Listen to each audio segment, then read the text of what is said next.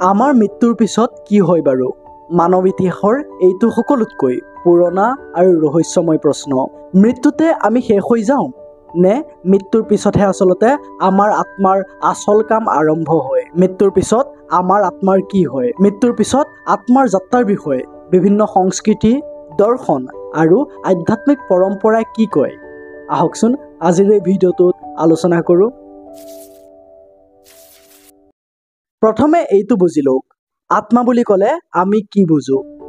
যদি সংস্কৃতিক কেন্দ্ৰ কৰি আমি চাওঁ, তেন্তে আত্মা হৈছে আমাৰ প্ৰকৃত সত্তা। আত্মাটো হৈছে আমাৰ এই শৰীৰটোৰ বাহিৰে কিবা এটা, যিয়ে আপোনাক আপুনি কৰি তোলে।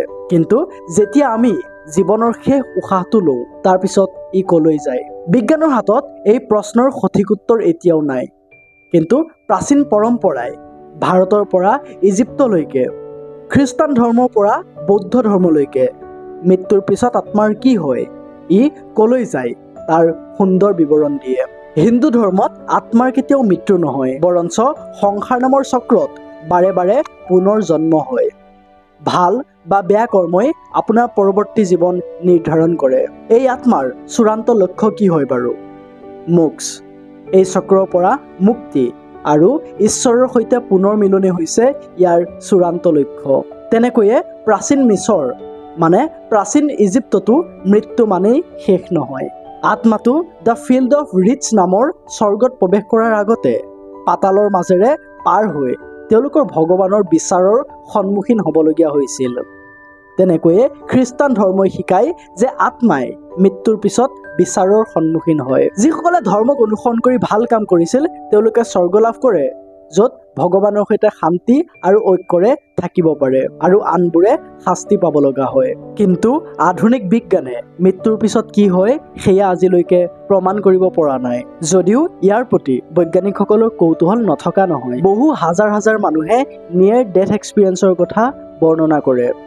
তেওঁলোকে এনেকুৱা উপলব্ধি কৰে যে মৃত্যুৰ লগে লগে আত্মাটো শৰীৰটোৰ ওপৰত উপঙি থাকে, বহু উজ্জ্বল পোহৰ এটা ভাহি আহে আৰু এটা আপ্লুত শান্তি অনুভৱ হয়। এইবোৰ বাৰু কিবা ভ্ৰমহে নেকি? নে এইবোৰ অন্য এখন দুনিয়াৰ অনুভৱ? সঠিকভাৱে কোনেও নাজানে। কিন্তু বিজ্ঞানে এইটো কয় যে আমাৰ ফিজিকেল ব্ৰেইনটোৰ বাহিৰতো চেতনাৰ অস্তিত্ব আছে।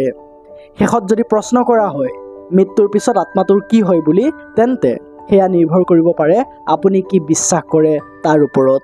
কিছুমানে মৃত্যুৰ পিছত ভগৱানৰ ওচৰলৈ উভতি যোৱা বুলি বিশ্বাস কৰে, আন কিছুমানে পুনৰ জন্মত বিশ্বাস কৰে, আৰু কিছুমানে ভাবে যে আত্মাটো কেৱল বিশ্ব ব্ৰহ্মাণ্ডৰ সৈতে মিলি যায়। সত্য যিয়েই নহওক কিয়, এটা কথা নিশ্চিত, আত্মাৰ ধাৰণাটোৱে আমাক আশা দিয়ে।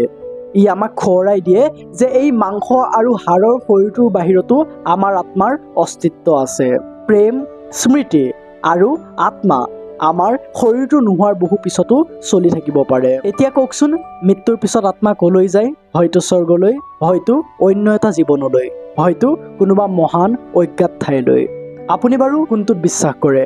কমেণ্ট কৰি জনাওকচোন। আৰু যদি ভিডিঅ'টো ভাল পালে তেন্তে লাইক, ছাবস্ক্ৰাইব কৰক, আৰু ভিডিঅ'টো এনেকুৱা এজন ব্যক্তিৰ লগত শ্বেয়াৰ কৰক যিয়ে আপোনাক এই প্ৰশ্নটো কৰি থাকে যে মৰাৰ পিছত আমাৰ আত্মাটো কি হয়। That's it for today. এই ভিডিঅ'টো শেষলৈকে চোৱাৰ বাবে আপোনাক বহুত বহুত ধন্যবাদ। লগ পাম এটা নতুন ভিডিঅ'ৰ সৈতে। জয় আই অসম।